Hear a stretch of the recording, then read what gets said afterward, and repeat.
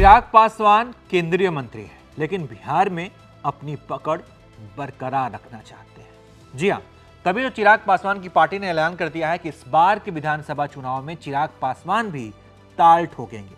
जी हां, ये पहला मौका होगा जब चिराग पासवान विधानसभा का चुनाव लड़ेंगे। लोक जनशक्ति पार्टी रामविलास ने फैसला किया है कि चिराग पासवान किसी सामान्य सीट से, किसी जनरल सीट से चुनाव लड़ेंगे। एलजेपीआर की बैठक में इस बाबत एक प्रस्ताव भी पारित किया गया है। अब ऐलान भी हो गया है कि चिराग पासवान बिहार का विधानसभा चुनाव लड़ेंगे। तो सवाल यह है कि आखिर चिराग पासवान बिहार के रण में खुद उतरने का फैसला उन्होंने क्यों लिया? विधानसभा चुनाव लड़कर चिराग क्या मैसेज देना चाहते हैं? क्या चिराग पासवान की नजर आने वाले समय में मुख्यमंत्री की कुर्सी पर भी है? आखिर एक केंद्रीय मंत्री को, जो लोकसभा का सांसद है, उसे विधानसभा चुनाव लड़ने की आवश्यकता क्यों पड़ी? विस्तार से इस वीडियो में चिराग पासवान की रणनीति को समझने की कोशिश करते हैं। दरअसल चिराग पासवान को लेकर एक बात दबी जुबान में बार बार कही जाती है, वो ये कि वो यानी कि चिराग पासवान दिल्ली यानी केंद्र के नेता हैं। हालांकि अब वो खुद केंद्र की राजनीति से बिहार की सियासत में शिफ्ट होना चाहते हैं। बिहार में अपनी पार्टी के भविष्य को देखते हुए चिराग पासवान अब जमीन पर उतरने और खुद को एक बड़ा नेता साबित करने की रणनीति पर काम कर रहे हैं। उनका बिहार चुनाव में सक्रियता से उतरने का फैसला सिर्फ रणनीतिक नहीं, बल्कि उनके राजनीतिक भविष्य की मजबूती की दिशा में बड़ा कदम माना जा रहा है। उनके इस कदम के पीछे नीतीश कुमार के विकल्प के रूप में उभरना और तेजस्वी यादव के मुकाबले खुद को स्थापित करना भी है।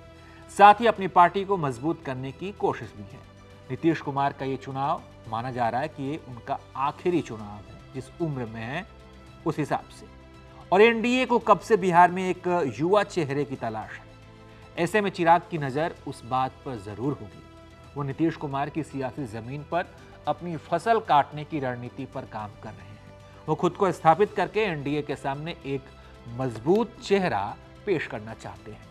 चिराग पासवान के सामने सबसे बड़ी चुनौती है तेजस्वी के सामने खुद को स्थापित करना, क्योंकि तेजस्वी यादव बिहार के नेता के रूप में वो स्थापित हो चुके हैं, अपनी पहचान बना चुके हैं। लेकिन चिराग को अब भी लोग केंद्र का नेता मानते हैं। ऐसे में चिराग पासवान खुद को तेजस्वी के मुकाबले स्थापित करना चाहते हैं। वैसे भी चिराग ने बिहार फर्स्ट और बिहारी फर्स्ट के नारे के साथ युवा और दलित मतदाताओं को लुभाने की कोशिश की है। हालांकि उनके इस बात पर लोग तब यकीन करेंगे जब वो खुद बिहार के मैदानी जंग में उतरेंगे। तो क्या चिराग पासवान बनेंगे अब बिहार के नए पोस्टर बॉय? क्या एनडीए को मिल गया है नीतीश कुमार के बाद का नया विकल्प? क्या तेजस्वी बनाम चिराग की अब बिहार में अगली लड़ाई होने वाली है? सवाल बहुत सारे हैं, लेकिन जवाब धीरे धीरे चिराग पासवान अब खुद देने लग गए हैं।